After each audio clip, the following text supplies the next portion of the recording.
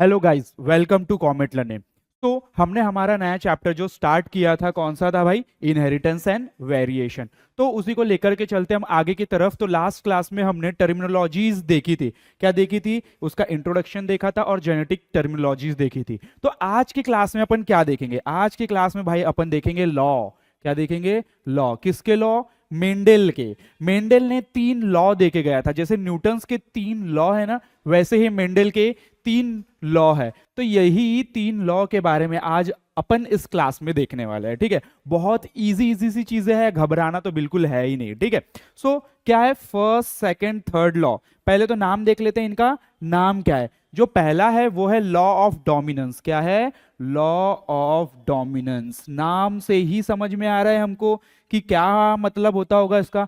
क्यों? क्योंकि last class में जब हमने टर्मिनोलॉजीज देखी उस पे एक चीज देखी थी हमने, डोमिनेंट और रिसेसिव, है ना। तो उसमें से एक वर्ड आया यहां पर, कौन सा? डोमिनेंस। तो लॉ ऑफ डोमिनेंस क्या होता है? लॉ ऑफ डोमिनेंस बताऊंगा मैं, है क्या नहीं। धीरे धीरे इसके सारी चीजें देखेंगे अपन, इसके स्टेटमेंट्स भी देखेंगे। नाउ सेकंड, सेकंड क्या है? Law of segregation. क्या है? लॉ ऑफ सेग्रीगेशन, यानी कि इसी को हम law of purity of gametes भी कहते हैं। क्या कहते हैं? Law of purity of gametes भी कहते हैं। And the third law is law of independent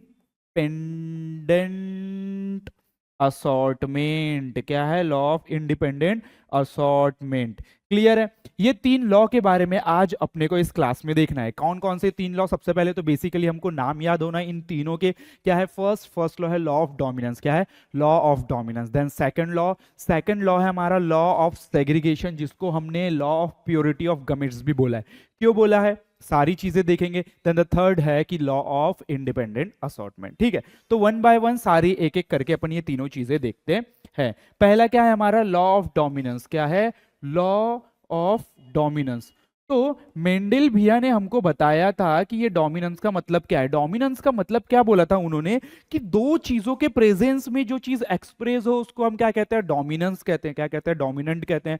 obviously, जैसे कि हमने देखा था, हमने उस प्लांट के कैरेक्टर में देखा था कि जब कैपिटल टी स्मॉल टी दोनों प्रेजेंट होते हैं, यानी कि हाइब्रिड वाली कंडीशन होती है, तो क्या एक्सप्रेस होता है? कौन सा कैरेक्टर हमको देखने को मिलता है? हमको टॉल वाला कंडीशन देखने को मिलता है, यानी कि जो हमको देखने को मिल रहा है वो क्या है? डोमिनेंट है। देखो सिंपल समझो, यहां पर इस लॉ ऑफ डोमिनेंस में उन्होंने सिंपल ये बताया कि जब दो प्योर चीजों को हम क्रॉस करेंगे, दो प्योर चीजों को हम क्रॉस करेंगे, जब भी दो प्योर चीजों के क्रॉस होता है तो हमको जो मिलता है, क्या मिलता है? हाइब्रिड मिलता है। तो हम यहां पर एग्जांपल लेंगे प्लांट का। प्लांट के भी क्या? हाइट का। अब प्लांट के हाइट दो तरीके से हमने पढ़ा है, एक ड्वार्फ और एक टॉल, एक टॉल और एक ड्वार्फ। तो हम लेंगे प्योर टॉल। क्या लेंगे? प्योर टॉल, जो कि हम कुछ उसको इस तरीके से लिखते हैं। और एक हम लेंगे प्योर ड्वार्फ, यानी कि small T, small T. Clear है? तो अभी तक के हमने ये बोला नहीं है कि कौन यहां पर डोमिनेंट है, कौन रिसेसिव। अब हम निकालेंगे। अब यहां से क्या होता है? गमिट्स बनेंगे। ऑब्वियसली दोनों सेम चीज है, तो यहां पर एक ही कैपिटल टी गमिट होगा, ये भी सेम है तो स्मॉल टी। अब ये दोनों जब क्रॉस होंगे तो रिजल्ट हमको सिर्फ हमेशा यही देखने को मिलेगा। क्या देखने को मिलेगा? Capital T, small T. तो ये दोनों क्या थे? ये जो दोनों थे ये क्या थे भाई? प्योर थे। क्या थे? प्योर। लेकिन हमको जो रिजल्ट देखने को मिला, ये रिजल्ट कैसा है? ये रिजल्ट है हाइब्रिड। कैसा रिजल्ट है ये? हाइब्रिड। अब क्या होता है कि ये जो हाइब्रिड हमको देखने को मिल रहा है यहां पर होगा तो क्या होगा? अब इन्होंने बताया कि जो हाइब्रिड वाली कंडीशन है, यहां पर जो कैरेक्टर हमको देखने को मिलता है वो होता है डोमिनेंट। वो होता है डोमिनेंट। जैसे कि यहां पर कौन सा कैरेक्टर देखने को मिलेगा हमको? टॉल। ये इसकी हाइट कैसी होगी भाई? टॉल होगी। तो टॉल होगी, तो उन्होंने बोला कि F1, ये इसको हम क्या बोलते हैं? F1। इसको क्या बोलते हैं? F1। जो F1 कंडीशन में क्या हो? एक्सप्रेस हो, उसको हम क्या कहते हैं? डोमिनेंट। उसको क्या कहते हैं? डोमिनेंट। और जो एक्सप्रेस ना हो उसको कहते हैं रिसेसिव। तो कैपिटल टी यानी कि टॉल यहां पर एक्सप्रेस हो रहा है, तो ये क्या हो गया? डोमिनेंट। और ये क्या हो गया? रिसेसिव। क्या हो गया? ये रिसेसिव। क्लियर है? तो ये जो हमने देखा फर्स्ट हमारा क्या है? Law of dominance. उन्होंने बताया कि यहां पर डोमिनेंट वाले कैरेक्टर हमको देखने को मिलता है किस कंडीशन में? F1 कंडीशन में। तो ये जो रिसेसिव वाला है ये देखने को नहीं मिलेगा क्या? ये मिलेगा ऑब्वियसली। जब हम सेम हाइब्रिड के साथ फिर क्रॉस करेंगे या रिसेसिव पेरेंट्स के साथ क्रॉस करेंगे तो नेक्स्ट जनरेशन में हमको रिसेसिव वाले कैरेक्टर भी देखने को मिलेंगे। तो बहुत सिंपल है, यहां पर क्या ही बताया गया हमको, सिर्फ लॉ ऑफ डोमिनेंस में कुछ नहीं, सिर्फ यही बोला है कि जो डोमिनेंट वाले कैरेक्टर है वो हमको F1 में एक्सप्रेस देखने को मिलते हैं। मतलब F1 जो है वो हमेशा हाइब्रिड होगा। क्यों हाइब्रिड होगा? क्योंकि जो हम P1 ले रहे हैं यानी कि फर्स्ट पेरेंटल जनरेशन ले रहे हैं वो कैसी है, वो प्योर है। कैसी है? प्योर है। तो ऑब्वियसली जब दो प्योर चीजों के बीच में क्रॉस होता है तो जो हमको कंडीशन देखने को मिलती है वो कैसी होती है, वो हाइब्रिड होती है। क्लियर है? तो बस इतना सा यहां पर हमारा पहला लॉ ऑफ डोमिनेंस है। देन सेकंड, अब सेकंड क्या देखा था हमने? सेकंड देखा था, किस बारे में देखा था सेकंड हमने? Yes, law of purity of gametes, यानी कि इसी को हमने बोला था law of segregation. Law of segregation ये क्या है भाई? ये law of segregation, law of purity of gamete. Law of segregation, segregation यानी कि सेपरेशन। किसका सेपरेशन भाई?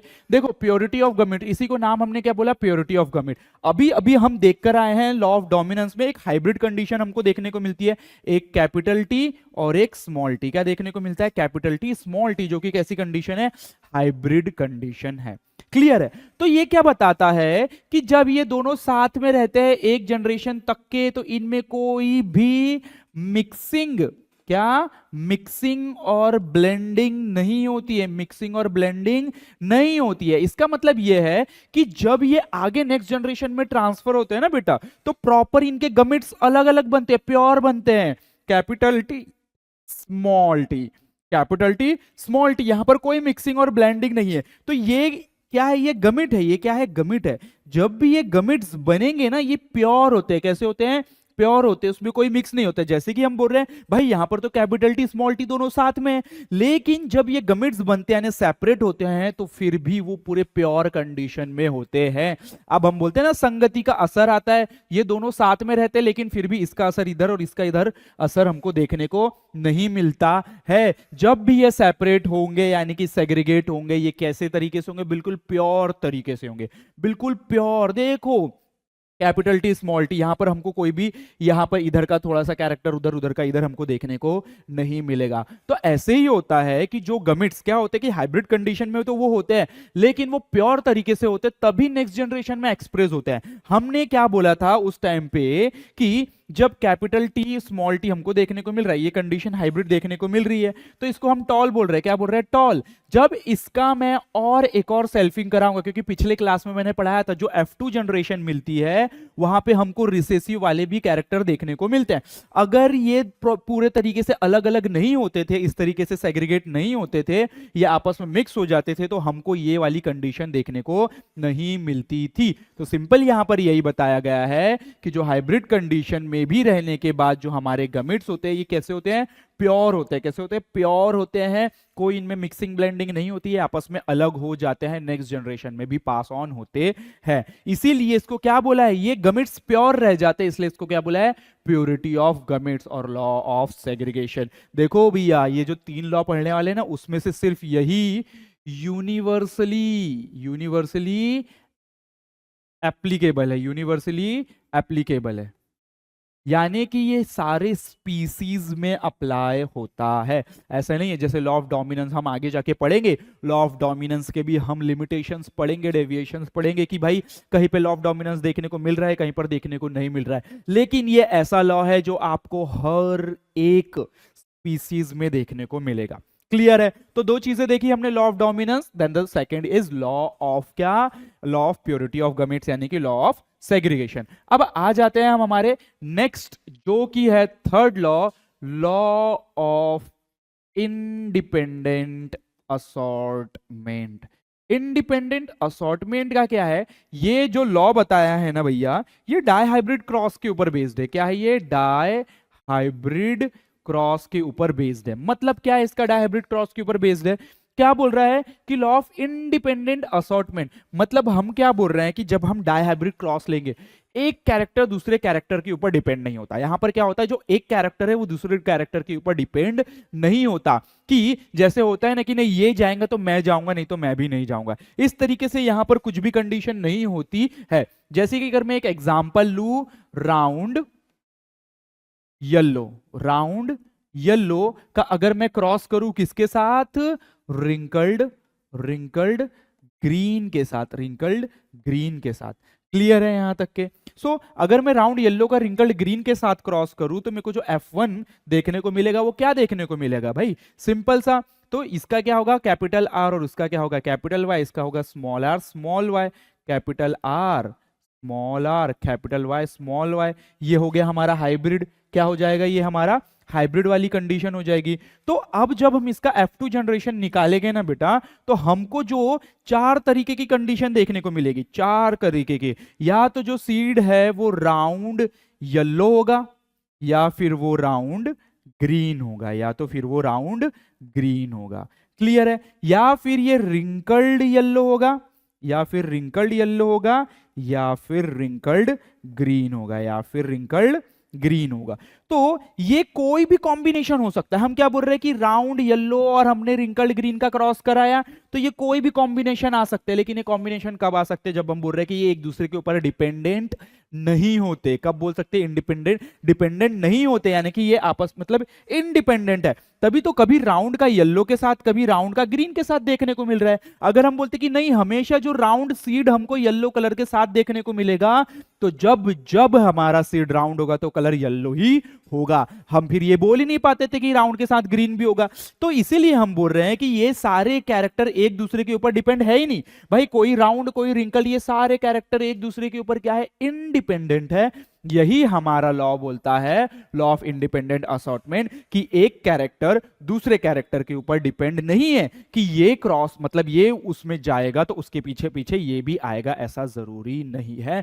ये हमारा third law, law of independent assortment कहता है।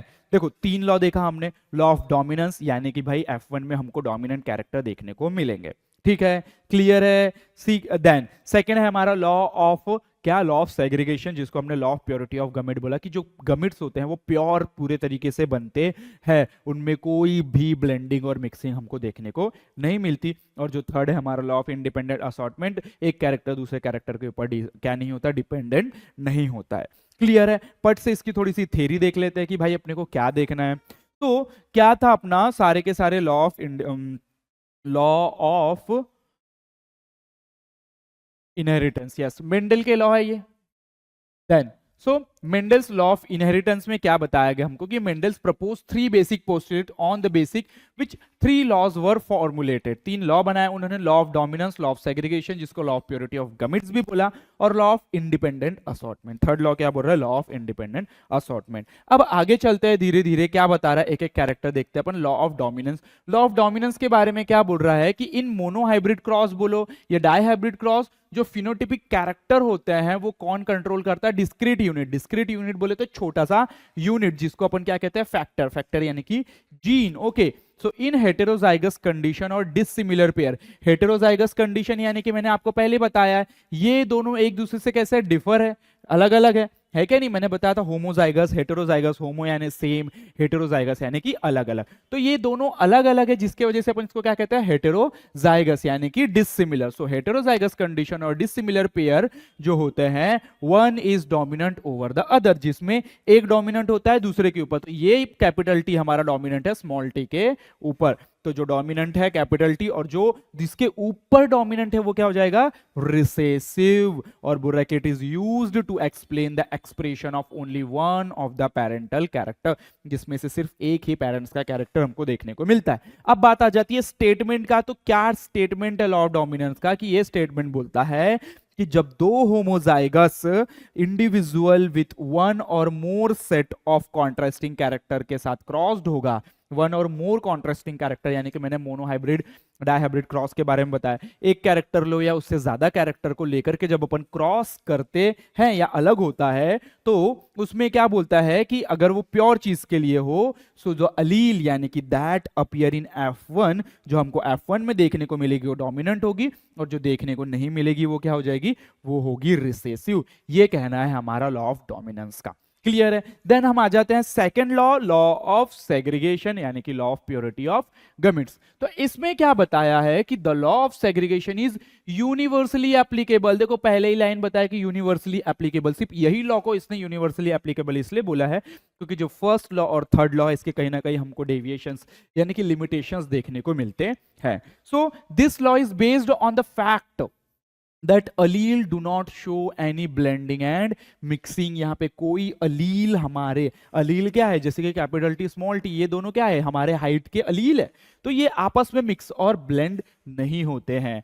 सो both the alleles are recovered in F2 generation. F2 generation में देखने को मिलता है, one is not seen in F1 stage, जो F1 में नहीं देखने को मिला, ये F1 में देखने को नहीं मिलेगा, लेकिन जब इसी का सेल्फिंग होगा तो F2 में हमको देखने को मिलेगा इसका expression. During the formation of gamete this two alleles are obviously separate और सेग्रीगेट, सेपरेट हो जाते हैं आपस में। और if there is no separation, अगर सेपरेशन नहीं होता तो gamete then recessive type will not appear in F2 generation. अगर ये सेपरेशन नहीं होता था तो कभी हमको रिसेसिव वाला कंडीशन देखने को नहीं मिलता था।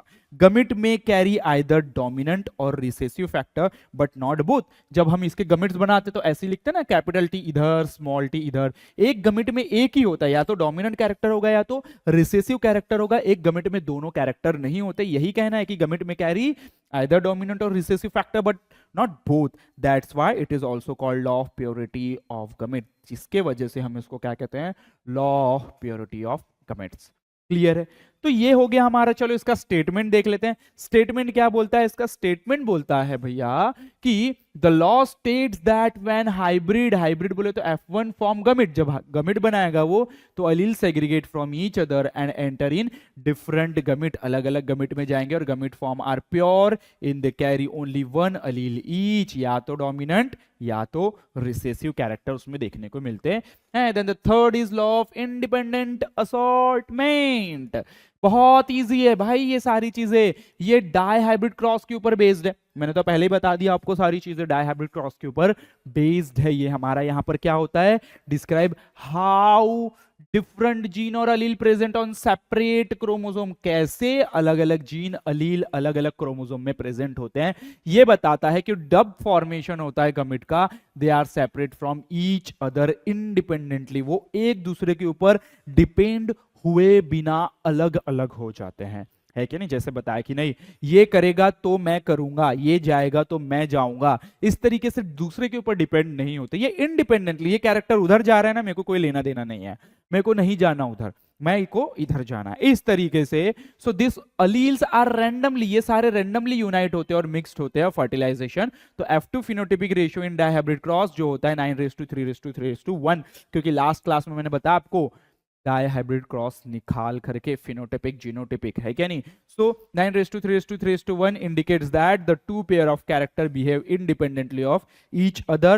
From this it can be conducted that the two character under consideration are assorted independently giving rise to the different combination। अगर हम दो कैरेक्टर को लेके क्रॉस करते हैं तो हमको अलग अलग क्या देखने को मिलते हैं भाई, कॉम्बिनेशंस देखने को मिलते हैं। नाउ अब आ जाते हैं हम हमारा statement of law of independent assortment की तरफ। बहुत ही इजी है। द लॉ स्टेट दैट जब hybrid possessing two pair of contrasting factor form gametes, the factor in the pair segregate independently of the other pair, दूसरे pair के ऊपर depend नहीं होता है। सिंपल सा कहना है, मेरा भी सिंपल सा कहना है। क्लियर है यहां तक के सभी को। तो हमने हमारे क्या देख चुके हैं, हमने देख चुके हैं भाई किसके बारे में,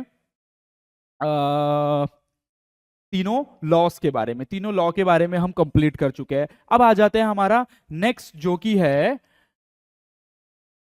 test cross back cross, back cross test cross, BACK cross and TEST cross. Last class में भी थोड़ी सी चीजें बताई थी मैंने, यहां पर ये दोनों क्रॉस बहुत इंपॉर्टेंट है, बैक क्रॉस को फिर भी छोड़ दिया जाए तो टेस्ट क्रॉस बहुत इंपॉर्टेंट है। क्यों इंपॉर्टेंट है सारी चीजें मैं बताऊंगा आपको, ठीक है। देखो क्या पहले अपन कर लेते हैं बैक क्रॉस। बैक क्रॉस मैंने पहले ही बताया आपको कि जो हमारा F1 है या कोई भी हो, उसको अगर अपन पेरेंट्स के साथ क्रॉस करते हैं, यानी कि एक स्टेप बैक जाकर के, उसको क्या कहते हैं हम, बैक क्रॉस, उसको क्या कहते हैं, बैक क्रॉस। लेकिन टेस्ट क्रॉस क्या होता है भाई, टेस्ट क्रॉस भी सेम होता है बैक क्रॉस की तरह, इसलिए मैंने आपको वो बताया था कि test cross is back cross, but back cross is not a test cross. क्यों ऐसा बोल रहा हूं? क्योंकि अगर मैंने ये लिया, देखो मैंने इधर कैपिटल टी लिया, कैपिटल टी लिया, इधर मैंने स्मॉल टी लिया, स्मॉल टी लिया, क्लियर है? अब इनके बने गमिट्स, क्या बने? Gametes, capital T small T. अब इनका हुआ क्रॉस, तो क्या कंडीशन मिलेंगी? कैपिटल टी स्मॉल टी, ठीक है। अब बैक क्रॉस में मेरे को करना क्या है? बैक क्रॉस में इसको वापस से या तो इसके साथ क्रॉस कराना है या तो इसके साथ क्रॉस कराना है। दोनों में से किसी के भी साथ अगर मैं क्रॉस कराता हूं तो वो कहलाता है हमारा बैक क्रॉस। लेकिन टेस्ट क्रॉस में क्या होता है? सेम ले लेते हैं अपन, कैपिटल टी स्मॉल टी, अलील बनेगा capital T small T, cross होगा कैपिटल टी स्मॉल टी। लेकिन अब यहां पर भी हमको क्रॉस कराना है, लेकिन सिर्फ और सिर्फ रिसेसिव पेरेंट के साथ। किसके साथ? सिर्फ और सिर्फ रिसेसिव पेरेंट्स के साथ ही हम क्या कराते हैं? यहां पर क्रॉस कराते हैं। इसको अपन कहते हैं टेस्ट क्रॉस। इसको अपन क्या कहते हैं? क्या कहते हैं बच्चों? टेस्ट क्रॉस, ठीक है। सो ये टेस्ट क्रॉस भी क्यों कहते हैं इसको? क्योंकि हम कुछ ना कुछ इससे टेस्ट करते हैं। क्या टेस्ट करते हैं भाई? जो अननोन जीनोटाइप है उसका पता करते हैं। Unknown genotype, not phenotype. Phenotype तो हमको देखने को मिल जाता है कि भाई ये इस तरीके से, लेकिन हमको पता नहीं है। जैसे कि ये प्लांट टॉल है, कोई प्लांट मेरे को दिख रहा है कि वो टॉल है, लेकिन अब वो कौन सा टॉल है? ये वाला टॉल है या ये वाला टॉल है? मेरे को पता नहीं है। ये पता लगाने के लिए हमको ये क्या करना पड़ता है? टेस्ट क्रॉस करना पड़ता है। तो चलो अपन करेंगे टेस्ट क्रॉस, ये पता लगाएंगे कि किस तरीके से हम इसमें पता लगाते हैं अननोन जीनोटाइप के बारे में। क्लियर है? यहां तक क्लियर हुआ क्या होता है बैक क्रॉस और क्या होता है टेस्ट क्रॉस? तो चलो चलते हैं, देख लेते हैं पट्ट से। क्या देखना है अपने को? Test cross. क्या देखना है भैया अपने को? Test cross. है क्या नहीं मजेदार? बहुत मजेदार चीज है, बस समझते चलो। और जो ना समझ में आए प्लीज कमेंट सेक्शन में बताते चलो, तो मैं उस पर फिर से आपके लिए नए तरीके से बताने की कोशिश करूंगा। तो टेस्ट क्रॉस हम क्या करते हैं? हमेशा सिर्फ और सिर्फ रिसेसिव पेरेंट्स के साथ करते हैं। किसके साथ करते हैं? रिसेसिव पेरेंट्स के साथ। मैंने बताया कि जो अननोन जीनोटाइप को पता करने के लिए हम इसका यूज करते हैं। जैसे कि मैंने एक फ्लावर लिया, जो कि मेरे को पर्पल कलर का दिख रहा है। कौन से कलर का दिख रहा है बेटा? पर्पल कलर का दिख रहा है। अब हमको पता है कि ये जो पर्पल है ये डोमिनेंट कैरेक्टर है। कैसा कैरेक्टर है? डोमिनेंट कैरेक्टर है। अब डोमिनेंट कैरेक्टर है पर्पल, तो उसमें हो सकता है, मैं कैपिटल पी ले रहा हूं तुम्हारे अंडरस्टैंडिंग के लिए, इजी से समझ जाए, कैपिटल पी ले रहा हूं, स्मॉल पी लूंगा, या ये वाला है ये, या कैपिटल पी ये वाला है ये। किस कौन सा वाला हमको यहां पर है हमको पता नहीं है, इसलिए हम क्या करेंगे? इसको रिसेसिव पेरेंट्स के साथ क्रॉस कराएंगे। तो सिंपल, एक दो कंडीशन, एक इधर बनाएंगे अब एक इधर बनाएंगे। मैं क्या बोल रहा हूं? ये कैपिटल पी भी हो सकता है, कैपिटल पी स्मॉल पी भी हो सकता है, इस तरीके की भी कंडीशन हो सकती है। तो अपन क्या करेंगे? इसको क्रॉस कराएंगे हमेशा रिसेसिव पेरेंट्स के साथ। रिसेसिव पेरेंट्स कैसा होगा? स्मॉल पी कैसा होगा भैया? Small P. क्लियर है यहां तक के? तो अब मैंने क्या किया, ये बहुत नई चीज लाई मैंने आपके लिए, पी वाली, ताकि आपको नए सिरे से समझ में आए। यस, चेकर बोर्ड है क्या नहीं? Punnett square chart. तो ये वाला मैं, चलो ये वाला यहां लिख लेते हैं, स्मॉल पी। ये क्या है? Capital P. ये क्या है? Small P capital P small P. Clear है यहां तक के? अब यहां पर हमको क्या कंडीशन देखने को मिल रही है? Capital P small P, capital P small P, capital P small P, capital P small P. यहां पर हमको चारे के चार हाइब्रिड देखने को मिले। चारों के चारों फ्लावर कैसे देखने को मिले? हाइब्रिड देखने को मिले, और सब में कैपिटल पी है, मतलब डोमिनेंट कैरेक्टर सब में देखने को मिलेगा। यानी कि सारे फ्लावर का कलर कैसा होगा? पर्पल होगा। कैसा होगा?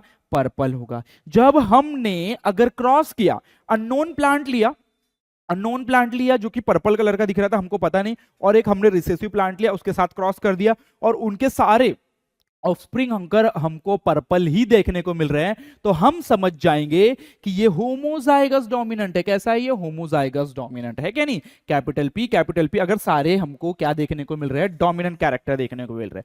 यहां देखो, यहां क्या होगा?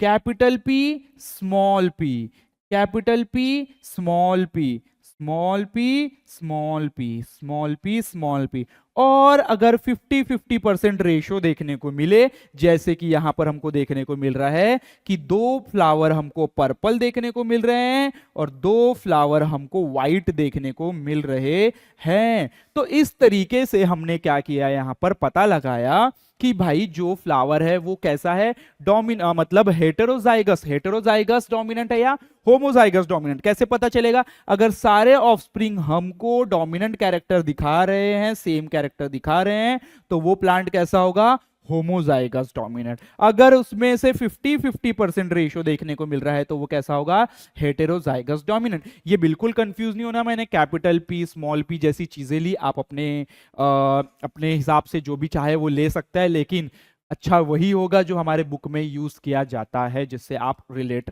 है। ठीक है, क्लियर है? तो इस तरीके से मैंने ये टेस्ट क्रॉस करके, टेस्ट क्रॉस कैसे किया, मैंने रिसेसिव पेरेंट लिया, दोनों जगह देखो क्या लिया, रिसेसिव पेरेंट्स, यानी कि जो रिसेसिव पेरेंट्स यानी कि स्मॉल वाली टर्म ली, स्मॉल पी। क्लियर है? इसके साथ जब भी हमने इन दोनों को क्रॉस किया तो दोनों रिजल्ट हमको अलग देखने को मिले, और जब हमको फिनोटिपिकली देखेंगे तो ये पर्पल देखने को मिलेगा, लेकिन यहाँ पे पर्पल और व्हाइट दोनों देखने को मिलेंगे, तभी हम समझ जाएंगे कि ये हेटेरोजाइगस था और ये होमोजाइगस डोमिनेंट था। क्लियर है यहां तक के सभी को? तो पट से अपन इसका टेस्ट क्रॉस, बैक क्रॉस देख लेते हैं और उसके सिग्निफिकेंस वगैरह भी देख लेते हैं। देखो क्या बताया हमारे को बैक क्रॉस में कि द F1 इंडिविजुअल, जो F1 इंडिविजुअल है उसको क्या करेंगे, जो अपने को मिलेगा उसको cross usually self to get F2 progeny, they also crossed with one of the 2 parent from which they were derive. जहां से वो आया है उन्हीं पेरेंट्स के साथ अपन उसको क्रॉस कर सकते हैं, आइदर रिसेसिव और डोमिनेंट। ऐसे क्रॉस को हम क्या कहते हैं, बैक क्रॉस। ऐसे क्रॉस को क्या कहते हैं हम, बैक क्रॉस कहते हैं। तो भैया टेस्ट क्रॉस किसको कहते हैं, टेस्ट क्रॉस कहते हैं अपन इसको, किसको, इसको। देखो test cross, the cross F1 hybrid with the homozygous recessive parent is known as test cross. उसको क्या कहते हैं, टेस्ट क्रॉस। यानी कि हमेशा अपन होमोजाइगस रिसेसिव पेरेंट्स के साथ क्रॉस कराएंगे। तो देखो यहां पर क्या किया हमने, ये होमोजाइगस रिसेसिव लिया है, यहां पे होमोजाइगस रिसेसिव पेरेंट लिया। अब यहां पे भी होमोजाइगस रिसेसिव पेरेंट जो हमने लिया, हमने भी लिया था 2 जगह होमोजाइगस रिसेसिव पेरेंट। क्यों?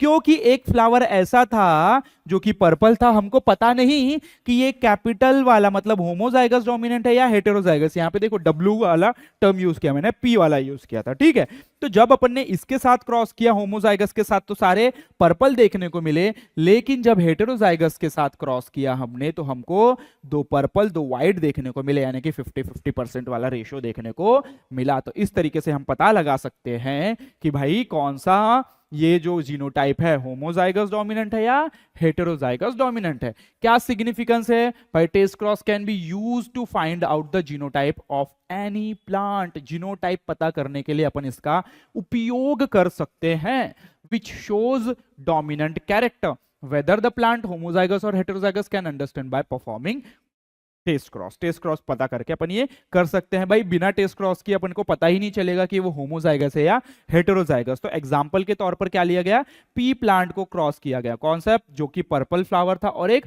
व्हाइट फ्लावर था, दोनों को क्रॉस किया और उसमें से रिजल्ट निकाला, कंक्लूड प्लांट इज प्योर और homozygous. If we get a plant with purple और व्हाइट, अगर हमको पर्पल और व्हाइट दोनों देखने को मिलेगा 1:1 में, तो अब हम क्या बताएंगे कि ये हेटेरोजाइगस है, और सारे के सारे पर्पल देखने को मिले तो हम क्या बताएंगे कि ये होमोजाइगस प्लांट है। टेस्ट क्रॉस क्विकर मेथड, ये एक फास्ट मेथड है, improve the variety of crop plant, thus it is useful for the breeders and geneticist. तो ये एक ऐसी मेथड है जिसमें बहुत फास्टली आप पता लगा सकते हो, और जो प्योरिटी, प्योर चीज हमको, समटाइम्स ऐसा होता है ना कि जो रिसेसिव कैरेक्टर है वो कहीं ना कहीं सप्रेस, मतलब दबते जाते, तो उन कैरेक्टर्स को निकालने के लिए भी अपन इस तरीके के क्या कर सकते हैं, क्रॉस कर सकते हैं, जो कि काफी हेल्पफुल करता है ब्रीडर्स के लिए और जेनेटिसिस्ट के लिए। Test cross is used to introduce useful recessive trait in hybrid of self pollinated plant। ठीक है, तो इन सेल्फ पॉलिनेटेड प्लांट में खुद से पॉलिनेशन होता है, जिसके वजह से अपन उसमें पता उसके लिए, मतलब सेल्फ पॉलिनेटेड ऐसे प्लांट जो कि खुद में ही क्या कर रहे हैं भाई, पॉलिनेशन करते हैं, तो उसमें समटाइम्स क्या होते जाता है कि जो रिसेसिव कैरेक्टर है वो सप्रेस होते जाते हैं, मतलब रिसेसिव कैरेक्टर है वो उतने ज्यादा दिख नहीं पाते, जिसकी वजह से अपन इस तरीके से कैरेक्टर्स मतलब क्रॉस करके हम पता लगा सकते हैं।